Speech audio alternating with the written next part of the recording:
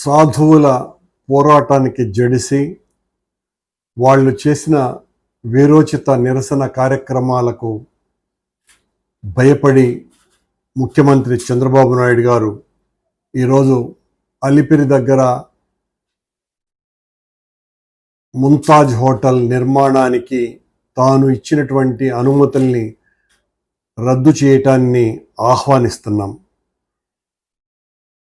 మనం కాళ్ళు పట్టుకొని పూజించేటువంటి సాధువులని మెడలు పట్టి గెంటి వేసి కొండ మీద నుంచి అత్యంత దారుణంగా వ్యవహరించిన తరువాత దేశమంతా కూడా సాధువులు ఒక్కటవుతున్నటువంటి పరిస్థితులలో ఈ కూటమి ప్రభుత్వం మాటలలో ధర్మాన్ని పరిరక్షించటం అనే నినాదం మాత్రమే తప్ప ఆచరణలో హిందూ ధర్మానికి పూర్తిగా వ్యతిరేకంగా వ్యవహరిస్తున్నది అని మొత్తం హిందువులంతా కూడా పెద్ద ఎత్తున ఆందోళన పడుతూ దీన్ని సాధు పుంగవులంతా కాషాయాంబరదారులంతా ఒక్కటై కూటమి ప్రభుత్వం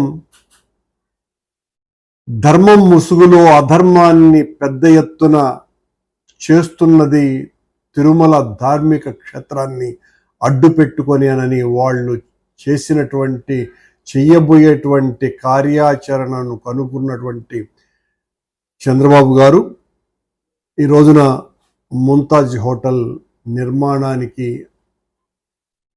అనుమతులు రద్దు చేస్తానని చెప్పటం మంచి పరిణామం. సాధువులంతా పీఠాధిపతులంతా ఈ రకంగా ధర్మ పరిరక్షణ కోసమని నడుం బిగించటాన్ని వైఎస్ఆర్ కాంగ్రెస్ పార్టీ మనస్ఫూర్తిగా స్వాగతిస్తున్నది.